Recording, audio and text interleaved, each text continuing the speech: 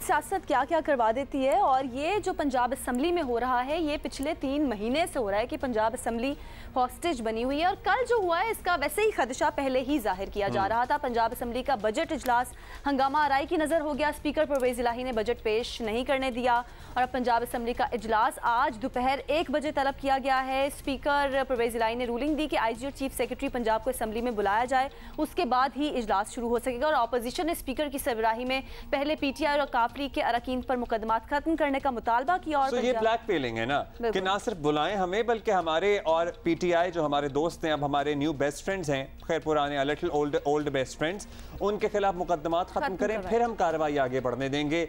मतलब कौन सी अखलाकियात फिर पाकिस्तान तहरीक इंसाफ को याद आती हैं। खैर हम अता तारड़ साहब की तरफ से जो अखलाकियात का मुजाहिरा किया गया उसमें हम अगले घंटे में ज़रूर बात करेंगे, लेकिन मतलब ये कौन सी उसूल पसंदी की सियासत है जिसका यहाँ पर मुजाहिरा किया जा रहा है कि हमारे खिलाफ पहले मुकदमात खत्म करें फिर हम बजट पेश होने देंगे। हुकूमत कह रही है कि एनआरओ मांग रहे हैं। इसी दौरान स्पीकर ने अता तारड़ को असेंबली से बाहर जाने का हुक्म सुना दिया। अता तारड़ साहब बाहर चले गए। अपोजिशन ने आईजी और चीफ सेक्रेटरी पंजाब को असेंबली गैलरी में बुलाने की फिर फरमाइश कर दी।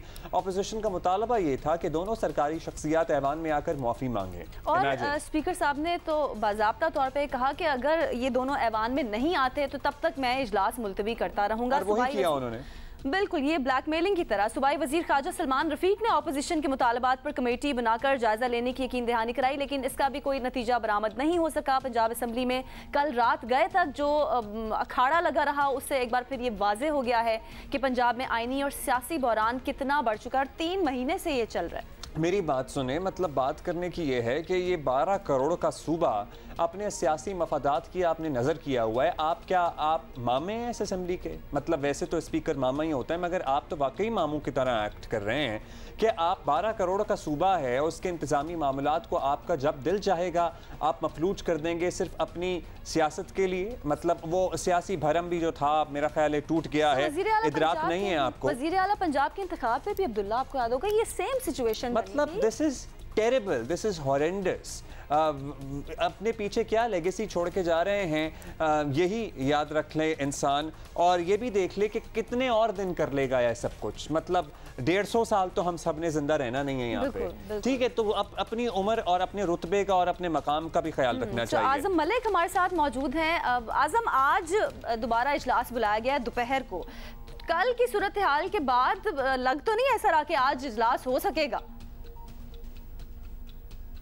जी हुमा अब्दुल्ला, बहुत शुक्रिया आपका। अब्दुल्ला नीलम है हमारे साथ आज। आजम देखें जी नीलम, सॉरी नीलम, बहुत शुक्रिया आपका। अब्दुल्ला आपने इतनी खूबसूरती के साथ दोनों ने इतने ज़बरदस्त अल्फाज यूज़ किए हैं कि इखलाकियात, यहाँ पर इखलाकियात का जनाजा नहीं, उससे को आगे कोई चीज़ हो चुकी है। आपको याद होगा इसी माह 12 जून को यानी कि परसों बजट इजलास से कबल चौधरी परवेज़ इलाही ने पंजाब असम्बली अहाते में गुफ्तगू करते हुए कहा था कि इजलास होगा या नहीं ये मुझ पर डिपेंड करता है, सवालिया निशान है। और उनकी मानी खेज मुस्कुराहट थी। और कल हमने देख लिया 6 घंटे ताख़ीर के साथ जब इजलास शुरू हुआ तो एक ही रट थी। देखें, यहाँ तक ये बात है कि अता तारड़ सूबाई वज़ीर हैं और वो पंजाब असम्बली के मेंबर नहीं है, यानी कि मेंबर सूबाई असम्बली नहीं, उन्हें ऐवान से बाहर निकाला जाए।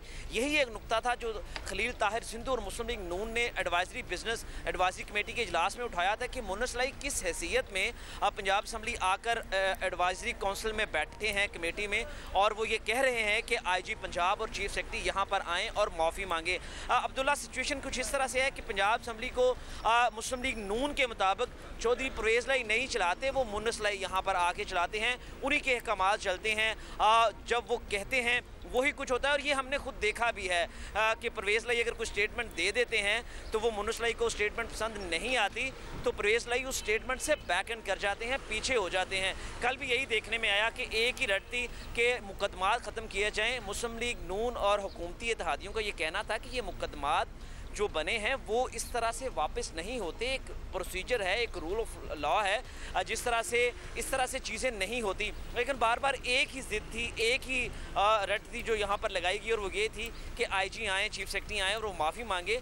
मुस्लिम लीग नून का ये कहना था कि इदारों के सरबराहान को इस तरह से अगर बेतौकीर करेंगे तो इदारों के सरबराहान काम नहीं करेंगे, और जो ब्यूरोक्रेसी है और जो अफसरान है उनमें एक बददिली फैलेगी, आप ऐसा ना करें। लेकिन रात तक यही एक ही चीज़ चलती रही कि चीफ सेक्रेटरी को बुलाएं, आईजी को बुलाएं। दूसरी तरफ अगर बात की जाए तो ज़राए का ये कहना है कि आईजी और चीफ सेक्रेटरी और अफसरान जो हैं वो इस वक्त आईजी और चीफ सेक्रेटरी के साथ खड़े हैं और उन्होंने कहा है कि वो किसी सूरत यहाँ पर आकर माफ़ी नहीं मांगेंगे, क्योंकि देखें अब्दुल्ला, बात यह है कि आपको और हमें या किसी को भी जो सरकारी अफसर है उन्हें जो हुक्म मिलता है वो तो हुकूमत की तरफ से मिलता है। देखिए, अपना काम करने की कौन किससे क्यों माफ़ी मांगे, ये तो अपनी ड्यूटी अगर कोई सरअंजाम दे रहा है या दी है उसने, तो उसकी माफ़ी का तो कोई जवाब बनता नहीं है। अब ये बताइएगा आज़म कि रात को कहीं बीच बचाव कराने की कोई मुज़ाकरात का दरवाज़ा खुला, क्योंकि चौधरी बिरादरान की सियासत जो एक ज़माने में कहते थे लोग कि जनाब कोई ना कोई हल निकाल ही लेते हैं किसी भी सूरत हाल से निमटने के लिए, ये कोई ना कोई रास्ता इनके पास से निकल ही आता है। लेकिन अब ऐसा लग रहा है मोना सलाही जब से डोमिनेंट हुए हैं इनकी सियासत में, वो दरवाजे सारे जो खोले जाते थे इनकी सियासत में वो सारे बंद होते जा रहे हैं, तो कोई बीच की राह नहीं निकल सकी रात भर भी। जी अब्दुल्ला, आपने बिल्कुल ठीक कहा, वो डोमिनेट हैं। बात यह है कि ये जो मामलात हैं ये हल कब होंगे, तभी हल होंगे ना जब आपकी जो अना है वो आप उसे थोड़ा सा नीचे करेंगे। अना तो नीचे आ नहीं रही, आपने एक ही रट लगाई हुई है कि माफ़ी माफ़ी माफ़ी। हुकूमत ये कहती है कि ये किस तरह की माफ़ी है, बजट है। देखिए, अगर ये बजट मंजूर नहीं होगा तो पंजाब के इदारे नहीं चलेंगे, मुलाजमीन को तनख्वाहें नहीं मिलेंगी। 12 करोड़ का ये सूबा है, सिस्टम सारा रुक जाएगा। आपने सिस्टम को चलने देना है। 3 माह से मुस्लिम लीग नून का ये कहना है कि सिस्टम को चलने नहीं दिया जा रहा। आपको पता है अब्दुल्ला, शॉर्टली मैं आपको बताऊँ, ये वो 40वां सेशन है जो वज़ीर आला पंजाब का इंतखाब का है, ये चल ही नहीं सकता। पिछले 3 माह से ये मेंबर्स जो हैं वो नून लीग के हों, पीटीआई के हों, काफ लीग के हों, प्रिविलेज ले रहे हैं। वो टीए डीए तनख्वाहें यहाँ पर, इवन यो मेंबर्स वाई असम्बली ऐसे भी हैं पीटीआई से जिनका ताल्लुक है। ज़राए का ये कहना है कि जो पैराडोल की एक गोली होती है उसका भी बिल यहाँ से लेके जाते हैं। तो यहाँ पर अना अगर नीचे आएगी तो कुछ काम होगा ना। अना नीचे नहीं आ रही और एक ही रट लगाई जा रही है कि किसी तरह से चीफ सेक्रेटरी और आईजी यहाँ पर आए, कुछ नहीं होगा, माफी मांगे।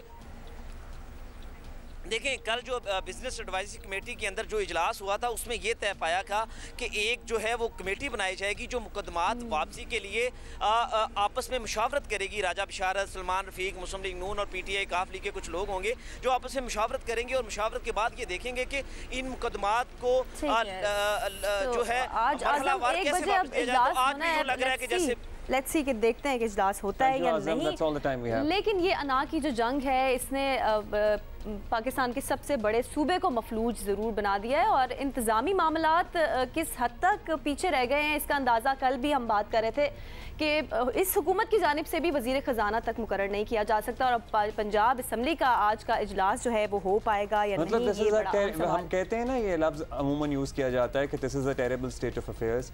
So this is a terrible state of affairs.